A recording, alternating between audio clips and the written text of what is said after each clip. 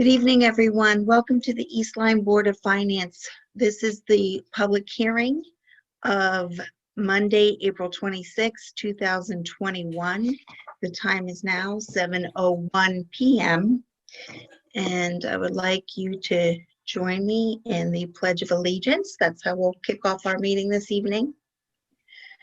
I pledge allegiance to the flag of the United States of America and to the republic for which it stands, nation, under God, indivisible, with liberty and justice for all. Thank you. With that, we're going to get started right away. First, we'll be hearing from Mark Nickerson, our first selectman. He'll give us a few brief comments this evening. Mark, I'll turn the floor over to you.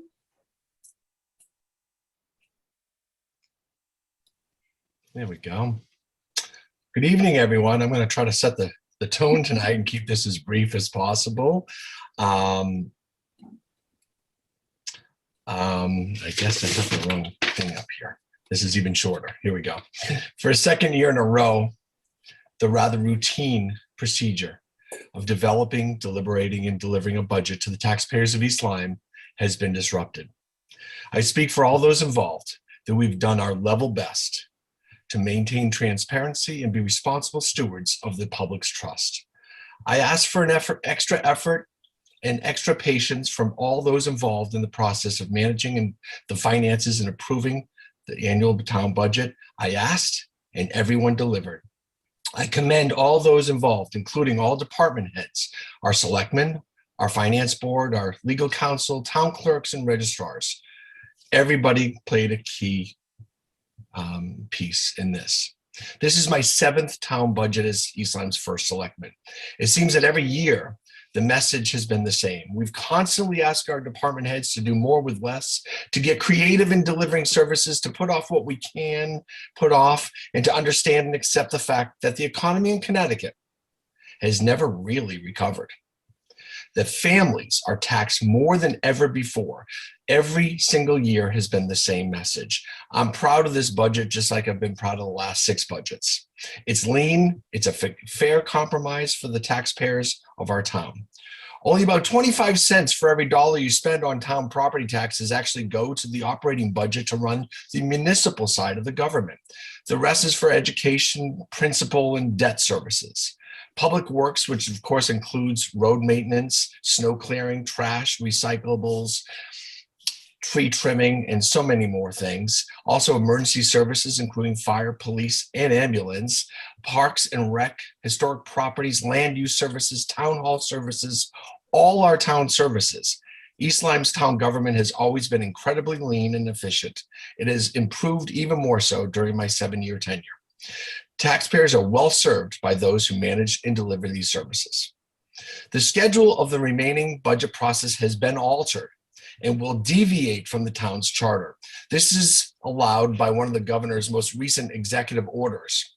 In order to encourage voter participation and to provide no excuse absentee ballots for those taxpayers who wish to stay away from public spaces, the following schedule has been set in place by the Board of Selectmen. The annual town meeting will now be on May 3rd, a week from tonight, live at the high school auditorium at 7 p.m. We will set up a special Zoom link, and that will be provided and published on the town's website later this week, no later than, say, Wednesday. We will broadcast the town meeting onto Zoom, but while the town meeting automatically adjourns to a referendum, a vote will still be required. In fact, 2 votes will be required at the town meeting for the capital plan and the acceptance of a $44,000 nuclear safety emergency preparedness grant to buy radios for our first responders. That was approved by the Board of Selectmen and the Board of Finance and must go to town meeting. The town referendum has also been changed. It will be 1 day earlier than normal, Wednesday, May 19th from 8 a.m. to 8 p.m. at the East Lyme Community Center. It's a day before the governor's executive orders expire, and we needed to move ahead a day so that we could take advantage of the absentee ballots and a variety of other things. I encourage all those who can vote in person on May 19th to do so. However, absentee ballots will be available beginning next Wednesday. That would be the May 5th at the town clerk's office. You may call the town clerk's office and get a ballot mailed out to you. However, I will recommend you coming in to pick one up. We'll also have a drop box available in front of the town hall. The U.S. Postal Service, great people that work there. Many people live in our town that work for the post office, but there's been some unreliability. We have mailed out packets to this very board, and for some of the participants, it's taken more than a week to go from Niantic to the north side of town. I do encourage people to come into the clerk's office and pick up an absentee ballot, should they wish, or come out to the East Lyme Community Center on May 19th. While this situation is not ideal, and frankly, the whole process is quite burdensome, I want to express my gratitude to all those involved in making the process as seamless as possible. The process was transparent, and we are allowing normal or near normal participation in this year's budget approval. I appreciate your patience and understanding of the disruptions as we work through what we hope will be the final stages of the pandemic, and we can only hope so. May God bless the good people of the town of East Lyme. Most sincerely, I am Mark Nickerson, East Lyme's first selectman. Thank you. Thank you very much, Mark, for those words. With that, we are going to hear some opening remarks from the chairman of the Board of Education, Dr. Timothy Hagan. Just finished up our Board of Education meeting. We almost got through all the items, so we're still here in the boardroom. So that's why we have a mask on, because I'm sitting next to Jeff Newton. I would like to just very quickly just thank the Board of Finance for their engagement last week in reviewing our budget, and also in all the time and effort that they put into being part of the process this year. I think this was, again, an even better year for the engagement that we had with the Board of Finance. And I'd also like to thank them for their thoughtful deliberations and the extensive amount of homework they did in working through all of the budget details. It was really it was a long evening that we had with them, but I thought it was a very productive evening. I'd also like to thank the entire community of East Lyme and everyone who's been involved in supporting our school district during this past year. This has been a year of responding to a crisis, and our community stepped up and responded magnificently, especially with respect to the purchase of the technology that we needed to make a virtual Viking school possible for a large portion of the year. We are fortunate now enough to have all of our children back into school 5 days a week. Things are going extremely well. So I would say we're entering into a new phase, which is a recovery phase. And during this recovery phase, we are starting to identify those things that we're going to need to address with our children and families, as well as they start to, as hopefully we do come out of this situation. And we anticipate that it will be at least certainly well over a year, probably a 2-year process, hopefully as the pandemic winds down. So we'd just like to acknowledge all the hard work that our administrative team has done, our faculty, and all the folks in our district as well. So with that, I'll turn it over to Jeff, our superintendent. Mr. Newton. Thank you, Dr. Hagan. Appreciate that, and thank you to Ms. Alberti and the Board of Finance. I also just want to echo the appreciation, to the Board of Education, the Board of Selectmen, Board of Finance, our first selectman, for the support for that technology integration. We had, by December 15th of this year, we had a device in the hands of every single student and staff member. And that's an amazing accomplishment, and a lot of work that came about through our administrative team and everybody involved in our tech support side. So we appreciate all of their efforts. It really has done wonders for the work moving forward. These devices are not something that will now go on the shelf after COVID. They will continue to be utilized. We are in the dawn of a new era as it comes to the use of technology and integrating that into the classroom. With that being said, and I'll kind of echo again what Dr. Hagan said, this coming year will be a year of recovery for us. We need to support our students. We need to support our staff. We need to support our families. And we need to support them both academically as well as the social and emotional components that they endured through this year of disruption this year. So we have in our budget the need for some additional staff members to help do that. And we will also be looking at our state funding and federal funding that's going to come down to help support those ventures as well. So we are ready to turn the page on COVID. We've had a lot of disruption. We've had a lot of successes, though, as well this year through our virtual programs. But it is great to have all of our students back on site 5 days a week. And we want to end the year on a positive note to prepare ourselves for the start of next year, so students leave us with that same experience and feeling of a regular school day, school week, and school experience. So with that, again, I thank you all, and thanks for the opportunity to be here this evening. Thank you very much, Tim and Jeff, for your contributions to the public hearing this evening. With that, I'm just going to get right into the presentation that we have for the folks watching and listening in this evening. So I will begin to share my screen and walk us through the presentation.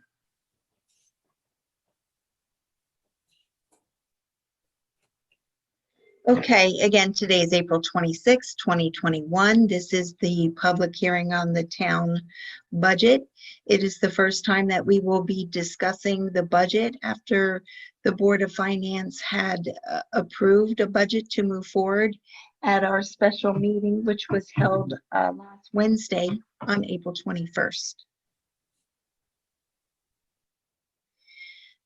This is our current roster of Board of Finance members. We have Ann Chicello, who is our vice chair, John Birmingham, Peter DeRosa, Ann Santoro, and Richard Steele.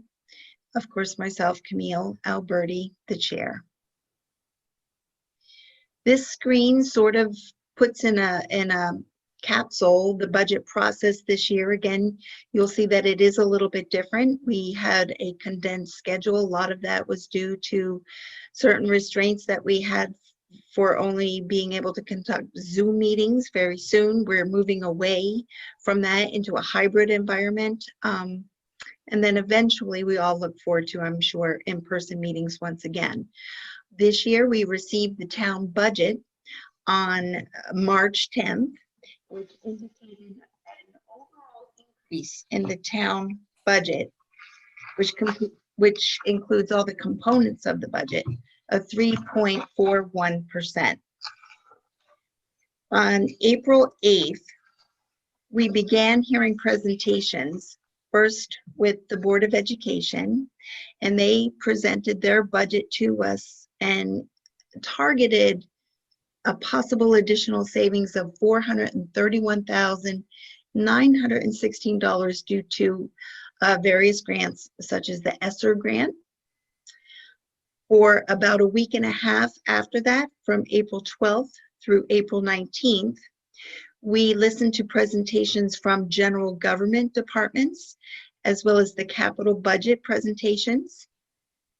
Beginning on April 21st, this board began its budget deliberations. So what that entails is listening to all of the input that we received up to that point in time and began to discuss what made sense to move forward.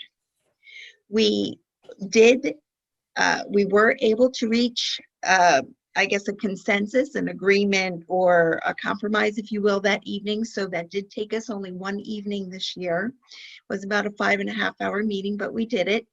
We reached consensus and adopted a budget of $77,994,780, which represents an overall budget increase from last year of 2.37%. This represents an estimated 0.15 mil increase. After this evening, we will have after our public hearing, of course, we'll have a special meeting where we'll move that forward. And after this evening's meeting on May 3rd, as the first selectman had already mentioned, we will have the annual budget meeting, which will be hybrid, so that some folks are able to attend through a Zoom invitation if they so desire, or they may attend in person, of course, subject to limitations on the capacity of the facility and COVID restrictions.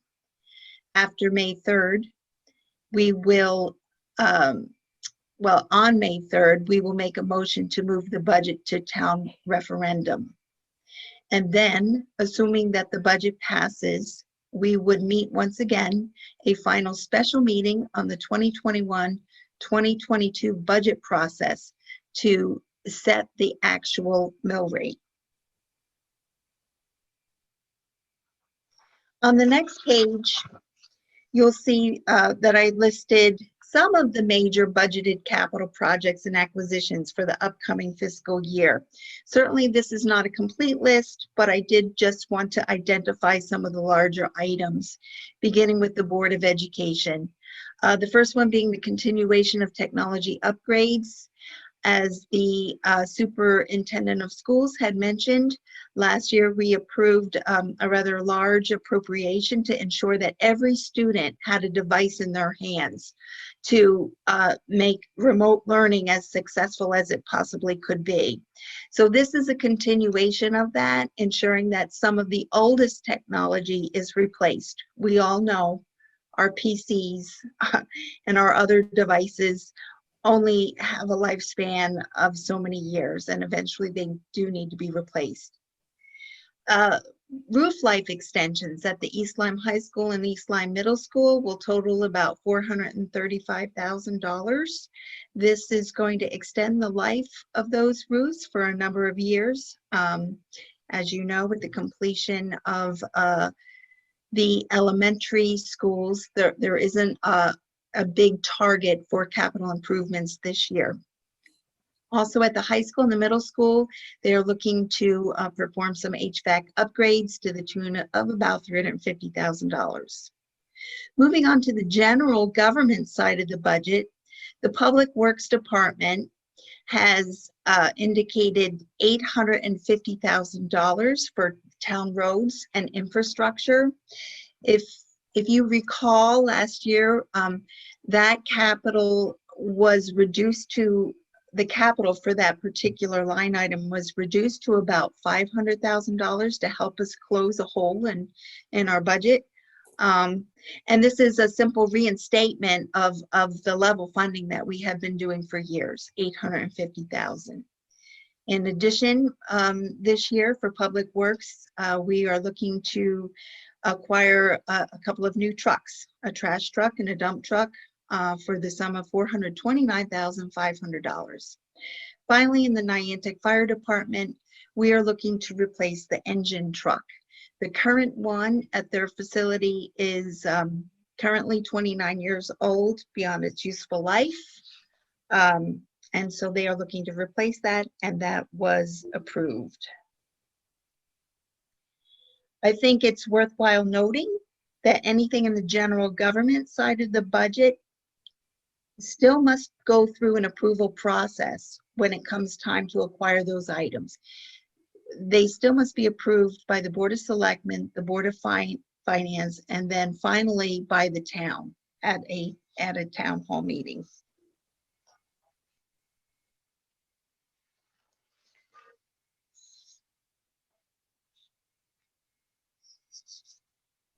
Next up, I've listed some additional services. This slide I like to refer to as, what do we get for our money this year? There is a very, very slight increase in the budget. And these are some of the items that will be above and beyond the services that were offered in the prior, or actually in the current fiscal year. So the first one refers to an additional police officer for the East Lyme Police Department. That brings our head count from 25.5 FTEs up to 26.5. As many of you already know, the police commissioners had put a strategic plan together indicating that they would like 2 new police officers added every year for the next 6 years, which would increase our police force by a total of 12 personnel at the end of that period. This year, we felt that it was prudent to take a slow and steady approach, so we approved 1.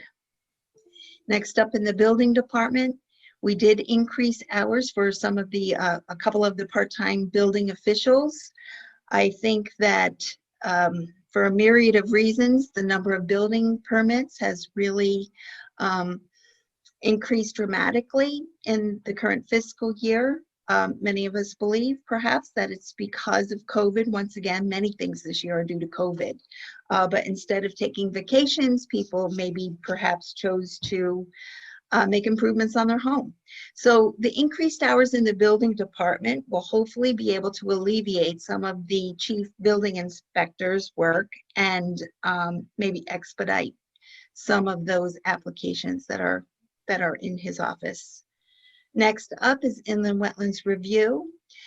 There is a new part-time resource that was approved by the Board of Finance this year, and that resource will assist the wetlands officer again with an increase in work due to new town regulations that were recently approved and implemented. Last on the list is Board of Education. There are a number of positions that will be funded in this particular fiscal year, but I do think that it's worth mentioning that many of these positions will be not funded through taxpayer dollars, but rather with ESSER and ARP or the American Rescue Plan funds. And that's going to help the Board of Education implement programs to help reverse the negative learning and social emotional effects that the kids had suffered as a result of the COVID. We really need to get the kids back to where they were pre-COVID. We need to get everybody back to where they were pre-COVID, honestly. And the end is near, so I'm feeling pretty positive about that.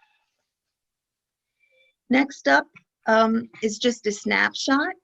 You can see what the approved budget is for the current fiscal year that we're in. In a nutshell, the budget was $76,191,073. The mill rate was established by the Board of Finance this year at 28.36. This year, the board is proposing a total budget of $77,994,780, and you can see the breakdown in that column before the 4 major categories. If this budget is approved at referendum, we would expect to see, again, approximately a 28.51 mill rate established. That would indicate a 0.15 increase over the current year, or less than 1% of an increase in your taxes. You can see right here, 0.53. And lastly, the slide that most of us are very much interested in, how is this increase going to affect my pocketbook?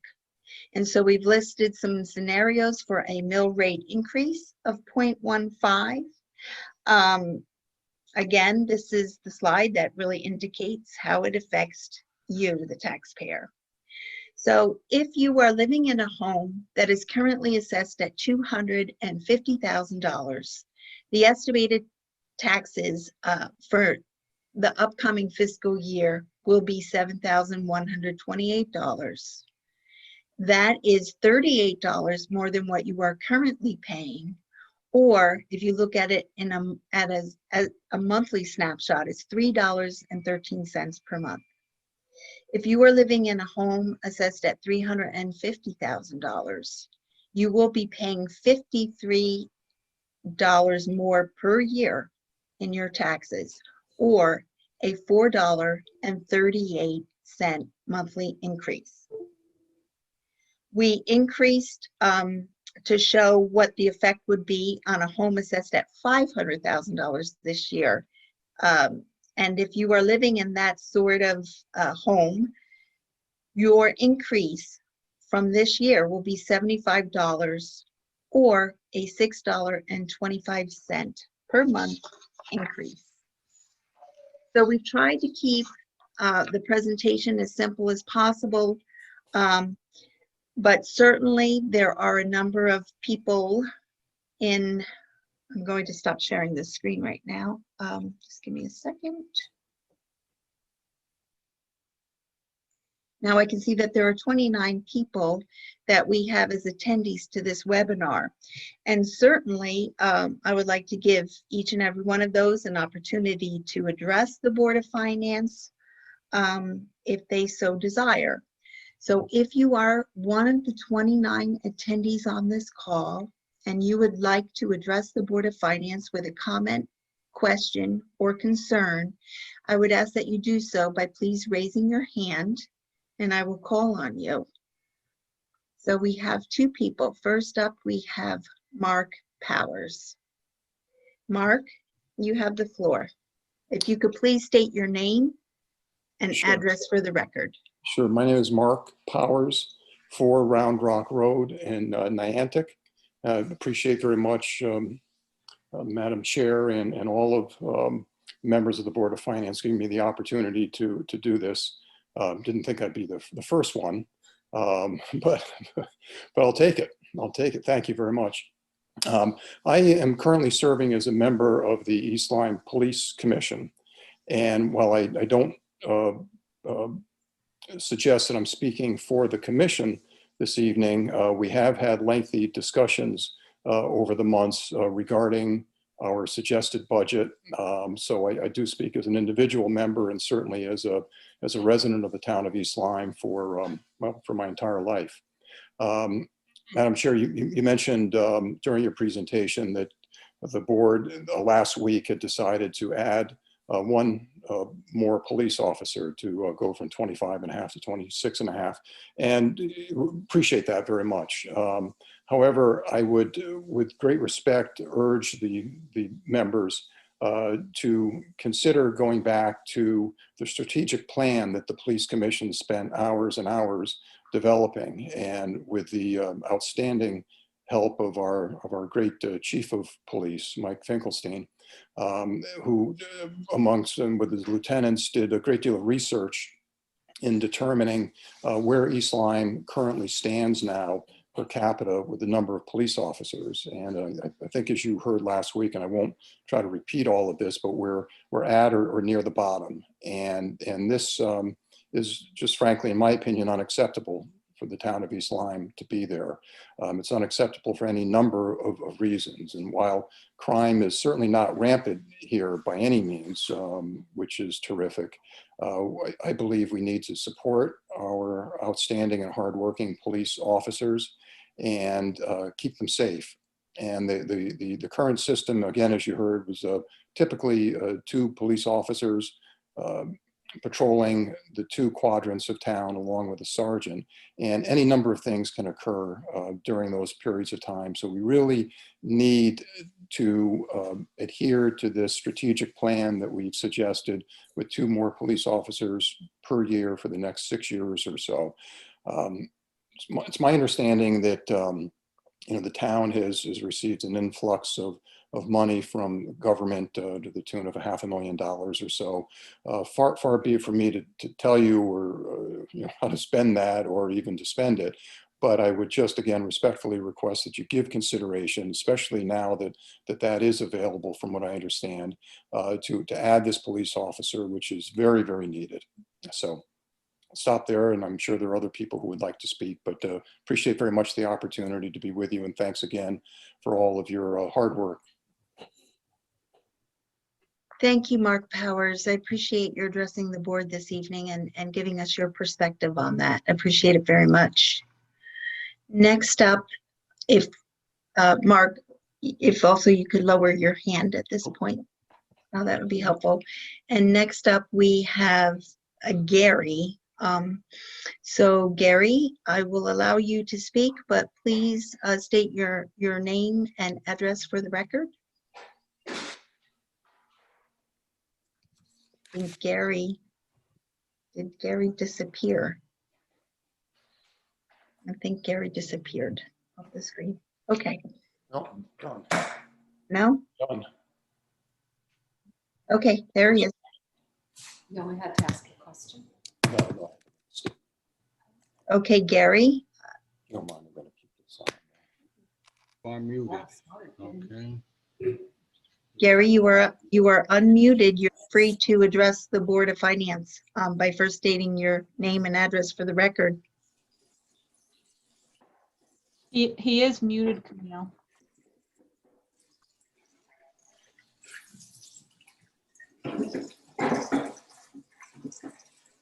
There, am I?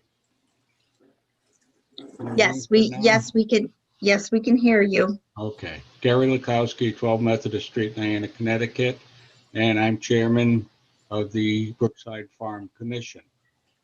And I was watching your meeting of the 21st, and it was mentioned whether or not the curator's budget could be cut in half because we were not being hiring a curator until January 1st. Unfortunately, that was misinterpreted. We were looking for a curator since January 1st of 2021, and we hope to have one hired before the end of this fiscal year. We have some applications in, and we're looking for some others. More than likely, the applications won't be coming in until after the college is let graduate, because that's usually where we get most of them from. If you're not familiar with the Brookside Farm, we've had a curator for quite a few years. Our first one got hired away from us by the state of Connecticut by the Prudence Crandall Museum. And the latest one, Josh Taylor, was hired away by the Smithsonian. So we must be doing a good job of training them. So I would like to see that money restored if it is going to be taken, or if it has been taken out, so that we can pursue this and know how much we can pay a new curator coming in.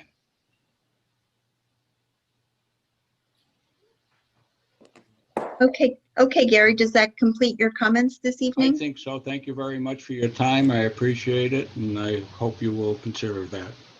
Yes, we, just for those folks that are listening in on the call, this public discussion isn't really meant to be a back and forth discussion, but we will address your comments and concerns once we get into this special meeting this evening and deliberate on this budget further. Thank you very much. You're welcome, sir. Have a good night. Okay, is there anybody else that is an attendee of this webinar that would like to address the Board of Finance? I see that we have Steve Larson. Steve is now muted and you are free to speak. Thank you. First, congratulations to the board for the work you had to do to get to this point. I've been there, done that, and so I know how much work this involved, and very much appreciate your discretionary efforts on the behalf of the town. I think your outcome of a ½ point increase in the taxes is an admirable outcome, and congratulate you on that. The one item I'd like you to discuss in your special meeting, since you can't respond to questions at this point, is I read in the newspaper that you're using $800,000 in the reserve fund to balance this budget, and you did not comment on that in your presentation. I would appreciate three items to be addressed in your special meeting so that we, as town people, can better understand. One is, what did you budget in the current year for use of the reserve to balance the current year budget, the budget for 2021? How much of that do you expect to use? In other words, are you going to have to use more or less? I know the Board of Education earlier in the year was concerned that it might exceed its budget by 1.3 million this year, current year. I don't know what the outcome is because I haven't kept up with the details like you all probably have, but and the third item would be how much is left in the reserve after you draw the 800,000? What does the 800,000 represent as a proportion of the reserve. And I don't know how the bond rating companies look at the reserve, but what percent, I know there's a ratio they use. So any comments on those 4 items in your special discussion, in your special meeting, excuse me, would be helpful, because it's a key issue in the budget that you decide to do that, and getting a better understanding as to the effect of that decision and how it compares to the current practice and expected results this year would be most appreciated. Hey, Steve, thank you very much for your input. Those are excellent questions, as I would expect from a former Board of Finance member. Thanks again. And we will address all of those questions either in board comments coming up and or at the special meeting immediately following the public hearing. So again, Thank you. okay, next up, I see that we have Dan Price.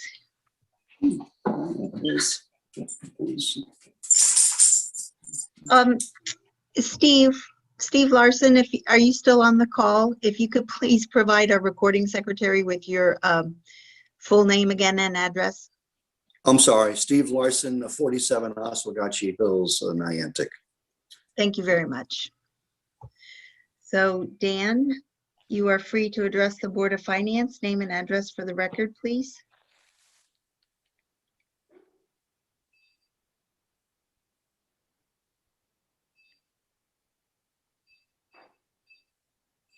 Okay, let's try that again. My name is Daniel Price, 205 Upper Patagonia Road, East Lyme. I'm currently the chairman of the East Lyme Police Commission, and I would like to thank you all for taking the time tonight for going through this arduous process every year. I mean, it's always not an easy job. Mr. Powers very eloquently stated kind of the general position of the East Lyme Police Commission, but I would like to see the Board of Finance reconsider the advice of our professional chief, the East Lyme Police Commission, whose sole job it is to maintain an adequate police department in town, and the Board of Selectmen, and reconsider adding the second officer back into the budget. Our plan, we considered our plan slow and deliberate also. Currently right now we're short between 10 and 14 officers. We felt that adding 2 a year for 6 years would get us up to staff for where we are today, not in 6 years. I know we are getting that $500,000 pilot grant. I would like to see some of that money used for policing in East Lyme, if at all possible. Even if we just added the officer halfway through the year in January, that would be great. And basically that's what I'd like you all to reconsider, because we really, really need the 2 officers. The town is exposing itself to some liability being so severely short-staffed that I think that needs to be considered as well. And that's it. So like I said, I would just like to ask you to revisit that second officer in your deliberations and consider all the advice you've gotten from the professionals of the policing end of the town. Thank you very much. Okay, Dan, thank you. We are sure to address that later on this evening. Is there anyone else attending this webinar that would like to address the Board of Finance? If so, please raise your hand. My remarks are completely inappropriate after what transpired. Next up, Paul Daigle wishing to address the board.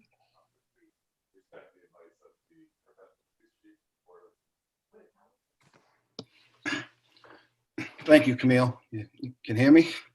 Yes, we can. Name and address for the record, please. Paul Daigle, 5 Riverhead Lane, East Lyme. As has been stated, we'd like to thank the entire board for the work that you've done to date and the opportunity for not myself, but the entire residents of East Lyme to participate in this public hearing. I have a couple things I'd like you to consider in your deliberations later on.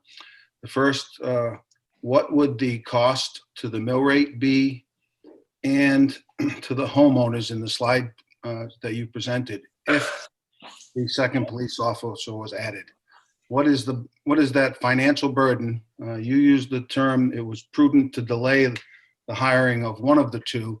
And I'd like to, I think it'd be good for the citizens of East Lyme to understand what the cost impact of that lack of hiring the second officer would be. Likewise, if not tonight, if it's not appropriate, but at the town meeting, the Board of Education and the Board of Finance, Selectmen, passed their budgets, and you clearly presented what your budget was this evening.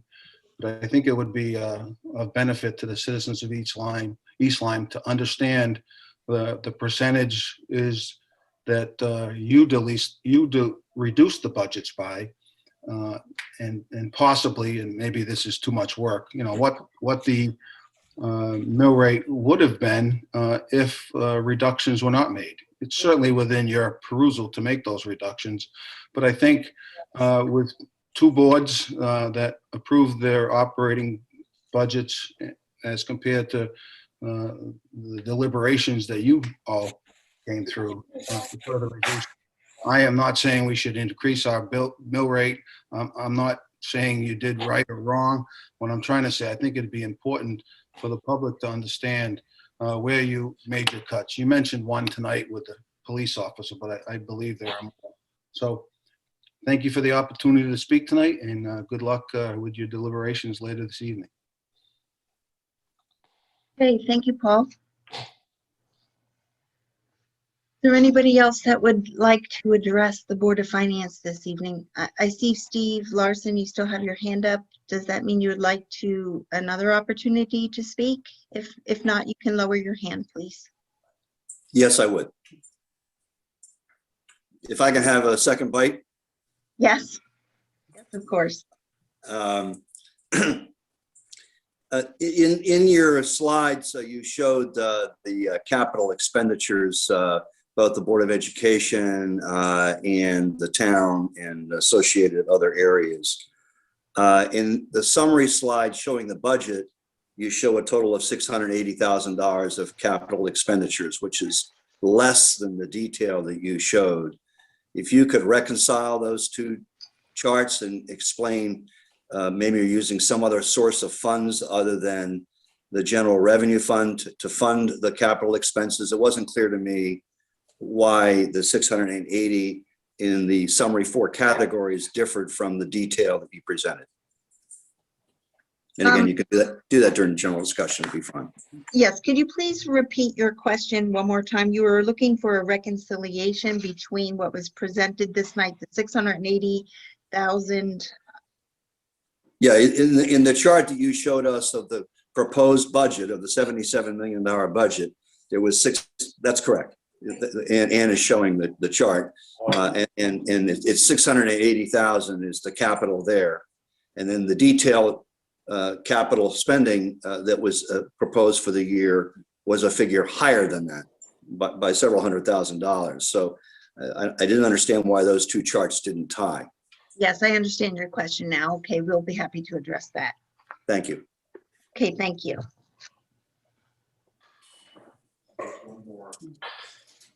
Anybody else listening in on this webinar that would like to address the Board of Finance? Any questions, comments, or concerns? I see we have Dan Cunningham.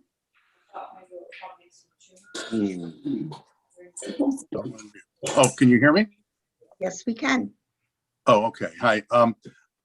Good evening. My name is Dan Cunningham. I live at 3 Regatta Drive in Niantic.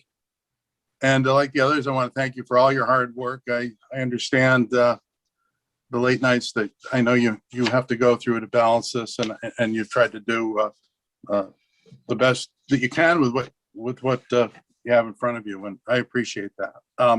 My reason for speaking tonight is I would ask the board in your deliberations to reconsider reducing the number of police officers that was suggested by the Board of Selectmen for 2 down to 1. And the reason for my concern is that I think, if we're serious about culture change in police departments across the country, It really starts at the ground level. It starts in the small communities. And I know that I'm sure that as a police officer, if you're understaffed and you don't have proper backup and you don't have time to take seminars to understand the current concerns in the country, we're not going to make the progress we need in the culture change that we really need in our police forces. And I think it's incumbent upon the leaders in the town to try to facilitate that change. And you can't do that by understaffing the police force and making them feel that they're not secure in doing their job. They don't have proper backup. That's when poor decisions are made. And we see some of the terrible things that we've seen in the last years. So I'm hoping from that perspective, you would consider adding back the other police officer so we can implement the plan that's been suggested of bringing up the force so that they feel secure, that they can make good decisions in a crisis and have the time for the additional education to affect the culture change that we need in this country. Thank you.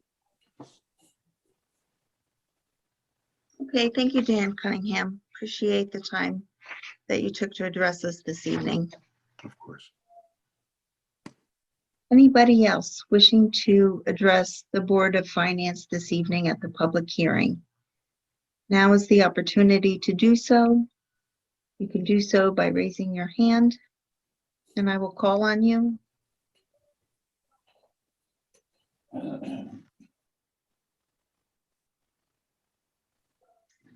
I don't see any more hands. I'll call one more time. Anybody wishing to address the Board of Finance this evening, please do so by raising your hand on the Zoom call, and I will call on you.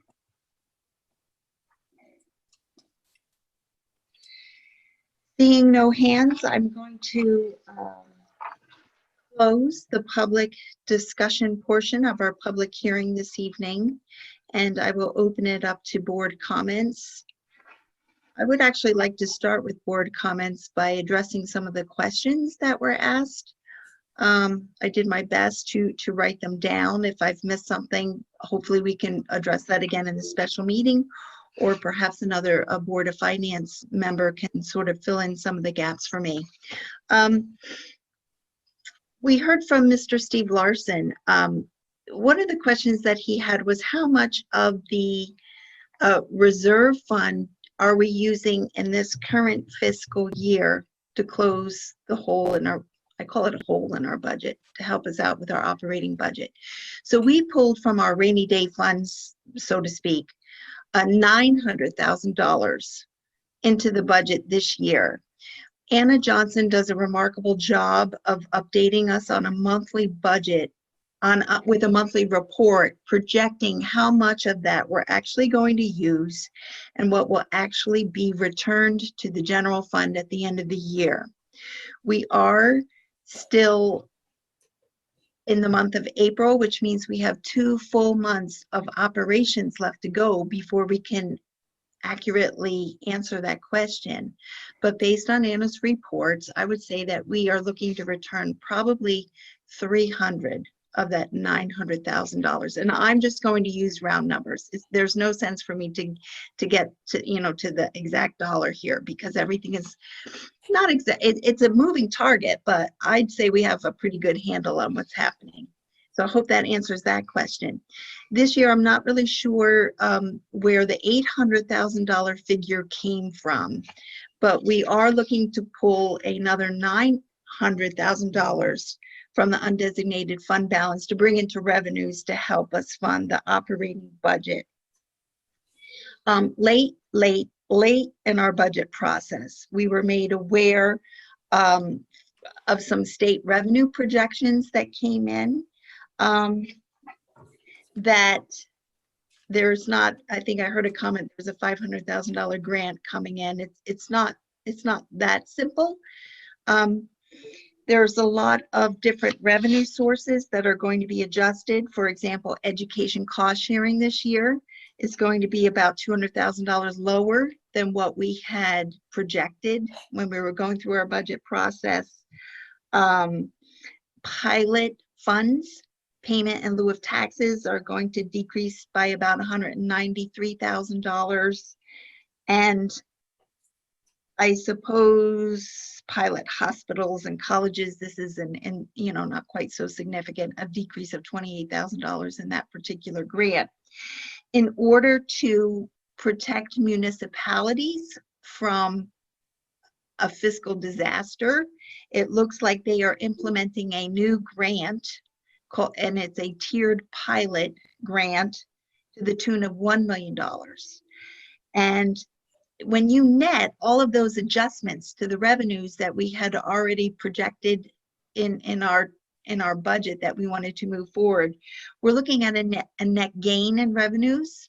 If these were to materialize, these adjustments in the revenues, we're looking to gain an additional $592,000. And so part of our discussion that we are going to have in our special meeting following this public hearing is how to handle that $592. Certainly, one suggestion is that we can net that against the $900,000 that we've targeted to remove from the undesignated fund balance. So we could, if this board chooses to, and I'm sure this will become part of our discussion tonight, we could choose to reduce that $900,000 figure to $300,000. Again, that's a discussion that the board will have. We'll deliberate on it, and I feel confident we'll reach a conclusion of how to handle that. So next up, there was a question from Paul Daigle, and he wanted us to provide to him information about if a second police officer was hired, what would be the cost impact to the taxpayer. I don't know that exactly, but what I will say is if we had approved the budget as submitted to us from the Board of Selectmen, our mill rate would have seen a 0.57 increase in the mill rate. That I do know because we had talked about that figure during our meetings. Let's see, if there was anything else. Steve Larson came back on the line and asked for an explanation of how those highlighted capital numbers that I showed on our screen differed from the detail in our budget book. Yes, Steve, I think you probably understand that that's the cost of the acquisition, which we will use different sources of funds to pay for, mostly bonding. So the amount that you see in our capital budget is, I believe, I don't have that in front of me. Oh, well, that would be debt service. So actually, I'm not sure. During the break, I'll take a look at that. I'll pull my papers out and I'll see if I can have an answer for you, like during this special meeting. I have to pull the papers back out, unless another board member can answer that question for Mr. Larson. Okay, those are all the comments that I have regarding what we heard in the public discussion. Would any other board member like to add to what I've said or speak on a different matter? Yes, Ann Santoro. Yeah, I'll just take a moment to clarify a bit about the mill rate increase that Mr. Daigle asked about, because I actually asked that question at our deliberations the other night, and Anna could, review her calculation. But when I asked what is the difference in the mill rate, assuming some things are constant, as between 1 and 2 officers, that difference is 0.06 mils. So again, that can be discussed further, but that gives maybe Mr. Daigle an idea of that, gives him some information on the question that he asked. And that's what I have for now. I have other comments perhaps, but just with respect to what you just finished talking about, Camille. Thank you. Comments from any other Board of Finance member this evening?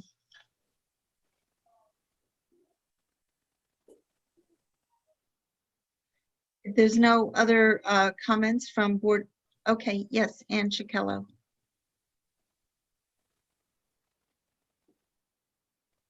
Hi, good evening.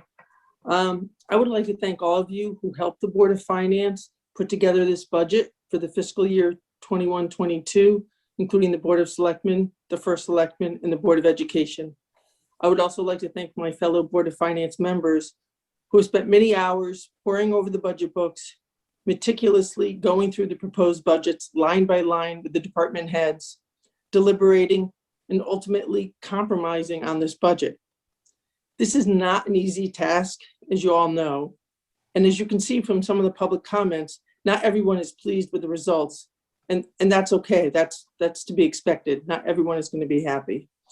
This budget is a collaborative effort of all of us on the Board of Finance, working together to come up with the best budget for East Lyme at this time. Town budgets, including this one, have two basic purposes. First, to provide the residents and families of East Lyme with quality services, which makes East Lyme such a great place to live. And secondly, to provide those services at an affordable cost such that the tax burden remains reasonable. I firmly believe we have accomplished these two goals by supporting the majority of the fund requests, trimming some new costs from the proposed budget, while at the same time keeping the tax increase to a minimum of 0.15 mils. Therefore, I would strongly urge all of you to support the budget as presented and vote yes at the referendum on May 19th. Thank you. Thanks, Ann Chikello. We have a few other board members that we have not heard from. I'll ask one more time if any of you have something that you would like to say for the record. If not, we can. I do. Yes, Ann. I do, Camille, because in addition to responding to one of the questions raised in the public commentary, also I'd like to thank everyone involved in the budget making process. Board of Education, the selectmen, our own Board of Finance, obviously, all the department heads, the finance director, our recording secretary, Karen. It's a very lengthy every year and detailed process.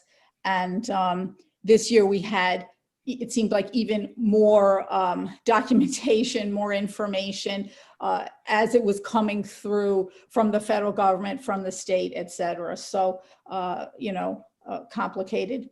And I want to thank the public very much this evening for very, very thoughtful comments, which, I, and I'm sure my fellow board members will take under advisement in our next meeting to follow this one for our deliberations.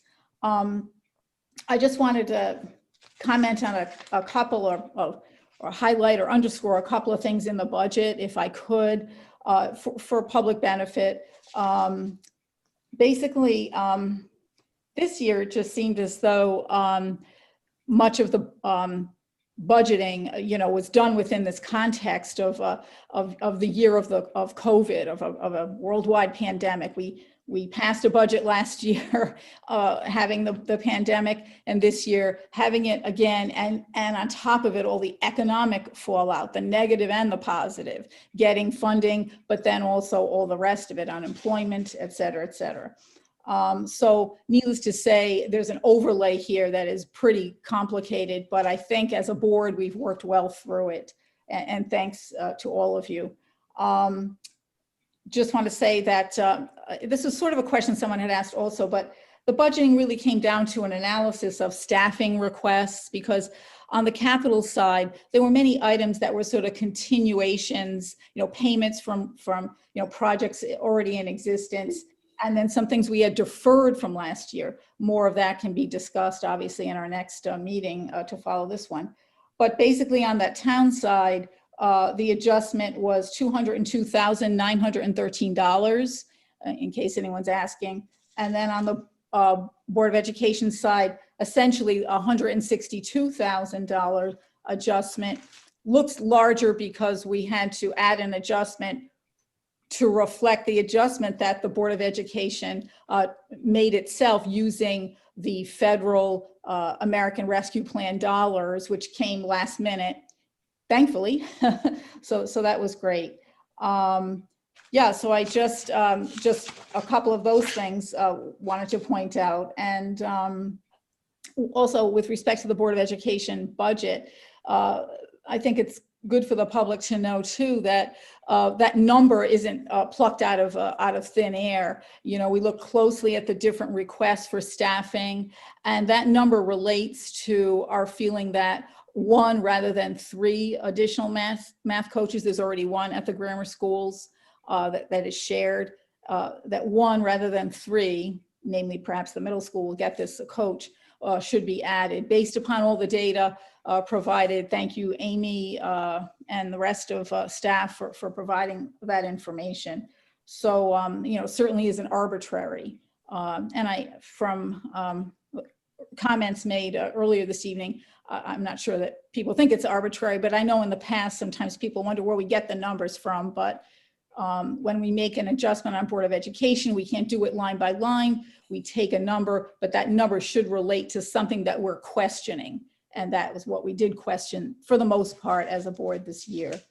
And I've spoken at length on the police request, you know, and I think my feelings about that are well known. And I look forward to more discussion on that into our next meeting. So that's all I have. Thanks for the opportunity to speak. Okay, thanks, Ann Santoro. Anybody else wishing to make a comment during the public hearing portion? Yes, John Birmingham. Okay, I'm going to make this short so we don't go into too much time. As we all know, it's been a long and challenging budget year that was compounded by the COVID crisis. We had to have meetings by Zoom that took away the person-to-person interaction with the public. After many hours of meetings and deliberations using the information we had available to us at the time, we arrived at a budget, which was an increase of 0.15 mils. Now, not everybody on the board was happy with some of the cuts, and I'm sure that some of the public is not going to be happy either. But that is why we are here tonight, to hear what the public has to say.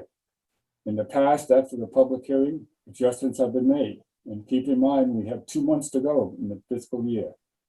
So additional revenues as well as additional expenditures could be added or subtracted from the budget, which could change the mill rate.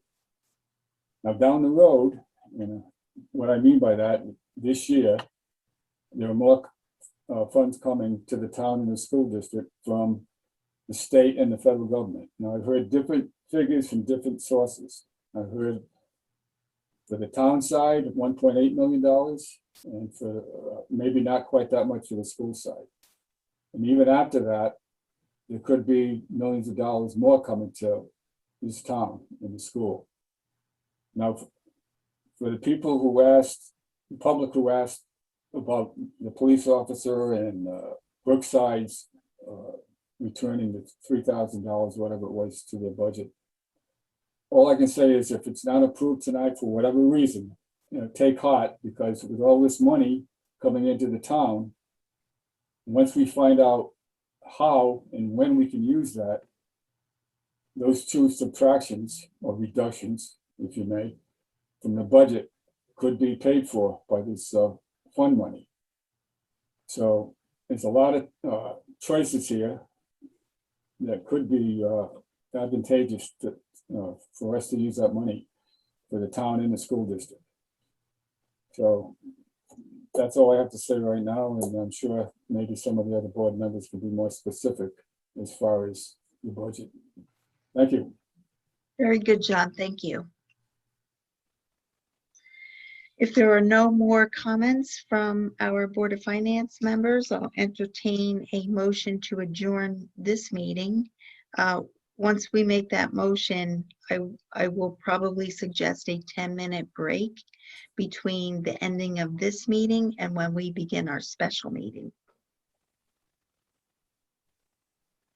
I'll make a motion to adjourn. Thank you. Is there a second? Thank you, Ann Chichello. Thank you, Ann Santoro, for seconding. Again, we are going to stop recording the public hearing, and we are going to move to close this meeting. The time is now 8:06 p.m. and we will come back and begin our special meeting at 8:16. All those in favor of adjourning at this point, please say aye. All right. Aye. Thank you. We'll see you back in 10 minutes.